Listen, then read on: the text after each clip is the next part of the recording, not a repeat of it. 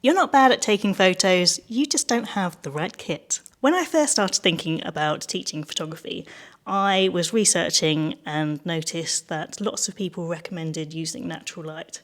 I thought that I would do the same. But then as I got thinking about it, I don't actually use natural light myself. I always use flash.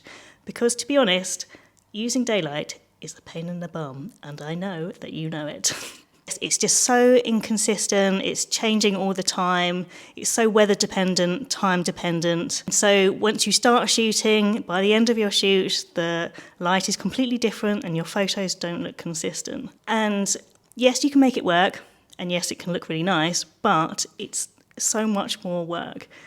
So I guess, it's free and accessible to everybody to use daylight, but your life would be so much easier if you used artificial light. So I was thinking about why people are so resistant to buying a photography light, and I guess it's because they're worried that they're going to be spending money and they're not going to know how to use it, and they won't see the return on investment of buying that light.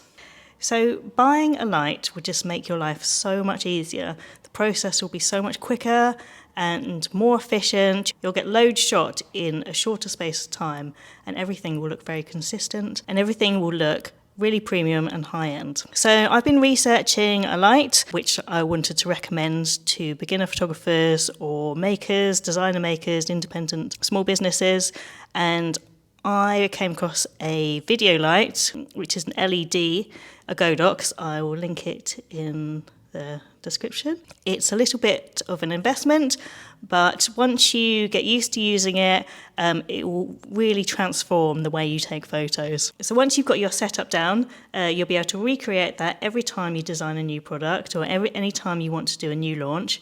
You don't need to wait to book in with a photographer. Not that I'm trying to talk myself out of a job or anything, but I just want to make the life of small businesses much easier. So I'm going to show you the light that I recommend and 2 different setups that you can create 2 different looks to suit your brand. So the first setup is a soft and diffused lighting setup for a lifestyle scene. On the LED light, I've got a 60 by 90 centimetre softbox. I want the light to be coming down above the product, so I'm just angling it down before I raise the stand up. I position it to the front left and then use a white bounce board to the right to lighten the shadows and make the light more even. And here's the final shot. The lighting is nice and bright and even.